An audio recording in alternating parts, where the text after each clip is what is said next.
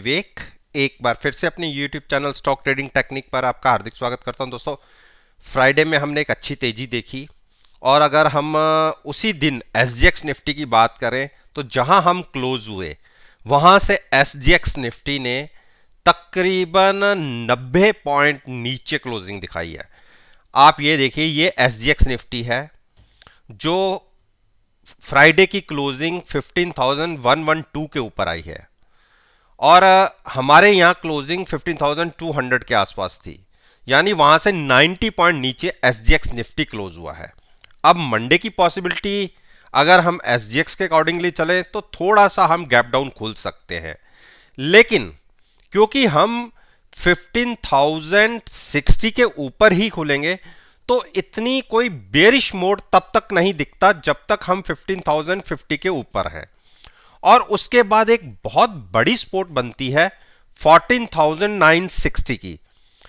ये दो प्राइसेस पर नजर रखने वाली बात है। जब तक हम इसके ऊपर हैं आप लॉन्ग साइड पर रह सकते हैं, लेकिन हां, इसके नीचे क्लोजिंग मिलने पर 14,700 के टारगेट बन सकते हैं। लेकिन अगर हम RSI को देखें और MACD को देखें तो एक बुलिश क्रॉसओवर है, बिल्कुल आप लॉन्ग साइड पर बने रह सकते हैं।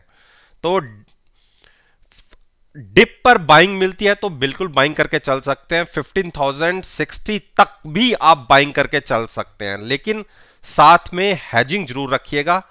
Eight the money put buy कीजिएगा, फ्यूचर्स को लॉन्ग रखिएगा। तो ये हमारी जो 24 मई की पॉसिबिलिटी है निफ्टी, उसके ऊपर मैंने अपना व्यू आपके साथ शेयर किया है। अब देखते हैं बैंक निफ्टी क्या कहती है। देखिए, बैंक निफ्टी ने जो 1400 का एक रनअप दिखाया, और अगर मेरी आप यहां की वीडियोस को देखेंगे, यहां से तकरीबन जो मैंने एक बार पोजीशन बनवाई थी, मैंने ये कहा था कि 33,700 के ऊपर हम जब क्लोज करेंगे तो हम 35,000 का रनअप बहुत तेजी से देखेंगे। और देखिए 3700 के आसपास और 35,000 के आसपास तो हम आ गए। अब मैं आपको नेक्स्ट टारगेट मैक्सिमम का फिलहाल का बता सकता हूं, और वो बनता है तकरीबन, अगर मूव दिखी 35,500 का, तो क्या यहां से अभी आपको लॉन्ग जाना चाहिए? अभी देखिए RSI में बहुत गुंजाइश बाकी है। 61 की RSI है तो 75 के आसपास जाती है तो हम कह सकते हैं कि ओवरबॉट हुई। तो इसमें एक अच्छी गुंजाइश बाकी भी है, और उस हिसाब से कोई मुश्किल नहीं है कि हम 35,500 को देख लें। लेकिन जहां हम क्लोज हुए हैं, देखिए जो सपोर्ट लेवल है वो है 33,600, पहला है 34,300, उसके बाद है 33,600।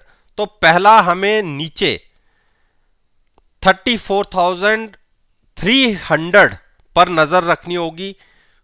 कोई गैप डाउन नीचे खुलता भी है तो आप वहां पर एक बाइंग अपॉर्चुनिटी देख सकते हैं।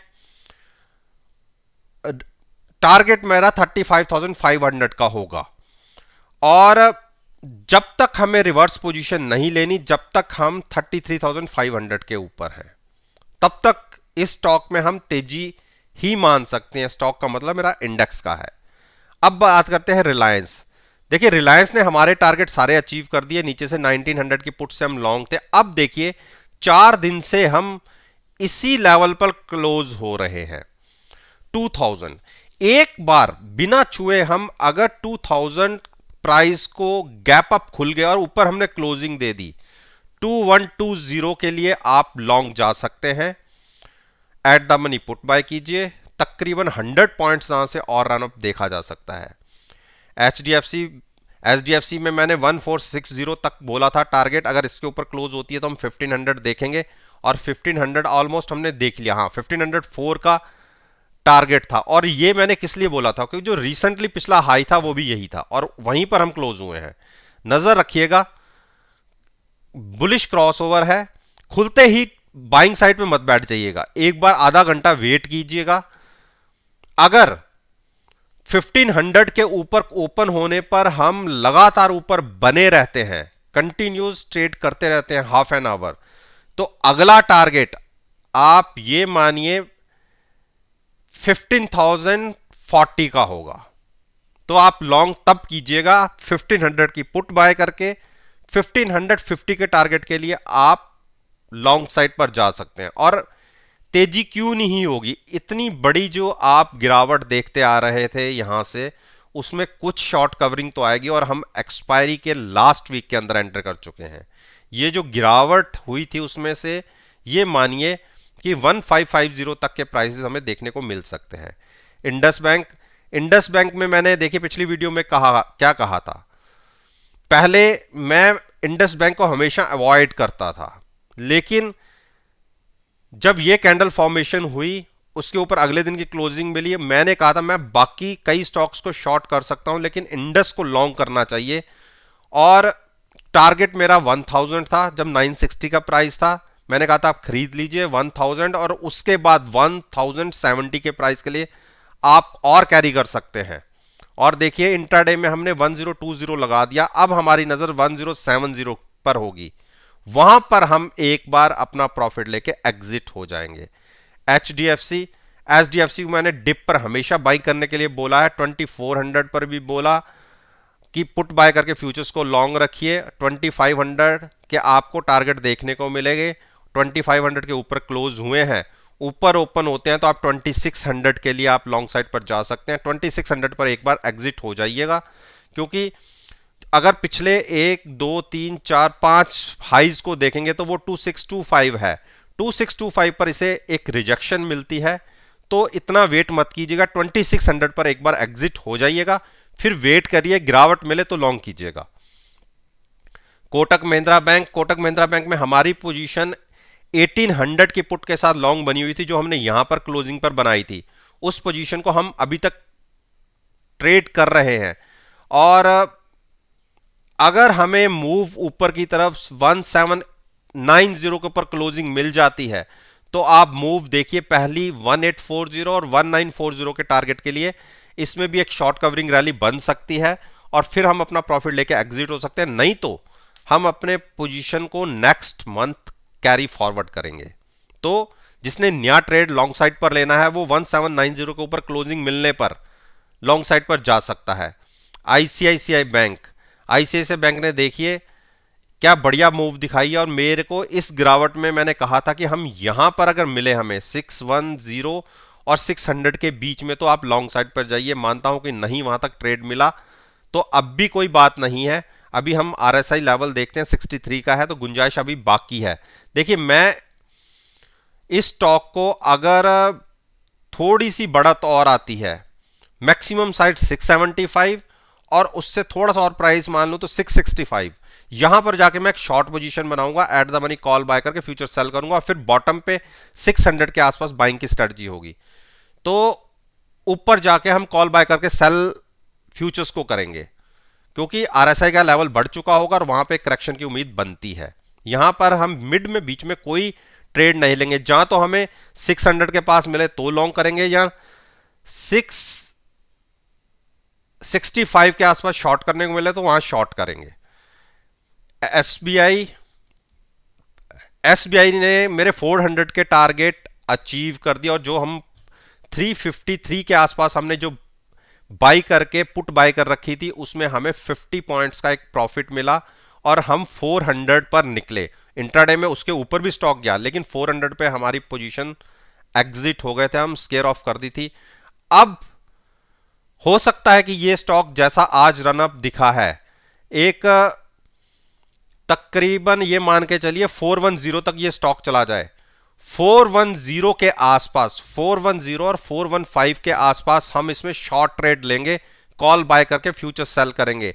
वो रीजन क्या होगा, आरएसआई अभी 72 की है, तो उस केस में 75 76 की हो जाए तो वहां हम शॉर्ट पोजीशन लेंगे, तो हमें एक बार 380 का वेट रहेगा, या इसके ऑपोजिट 360 का प्राइस दिखता है तो हम वहां लॉन्ग करेंगे, जिसकी पॉसिबिलिटी पहले कम है। पहले मुझे लगता है कि 415 के आसपास के प्राइसेस दिखने चाहिए, और वहां पर जब हम शॉर्ट बनाएंगे तब हम 20 से 25 पॉइंट के लिए अपने ट्रेड को नीचे की तरफ कैरी फॉरवर्ड करेंगे। तो ये हमारी स्ट्रेटजी रहेगी। तो एक्सिस बैंक रह गया। एक्सिस बैंक में एक बड़ी पोजीशन लॉन्ग साइड पर दिखी है, 730 का हाई लगा है, तो जो रिसेंटली हाई भी था। अब एक प्राइस बनता है 750। 750 के आसपास प्राइस आए तो 750 और 760 के बीच में हम एक शॉर्ट पोजीशन बना सकते हैं।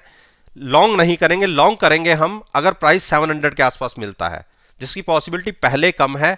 एक बार 750 और 760 के बीच में प्राइस आता है तो वहां पर शॉर्ट पोजीशन कैरी की जा सकती है, कॉल बाय करके फ्यूचर सेल करेंगे।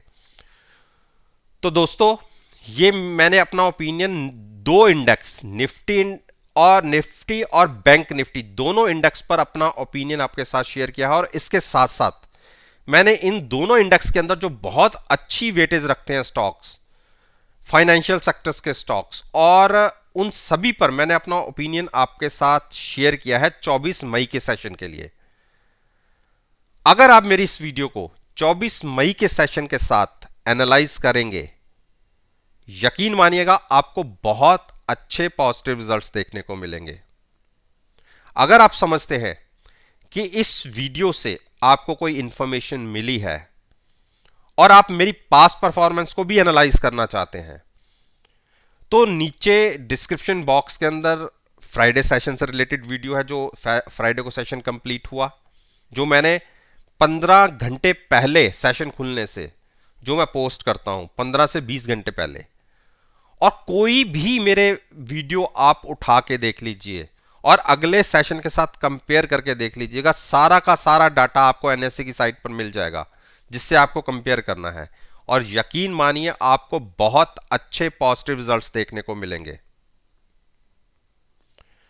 इस बात के साथ मैं आपसे विदा लेता हूं और एक नई वीडियो के साथ फिर से आपके सामने आऊंगा।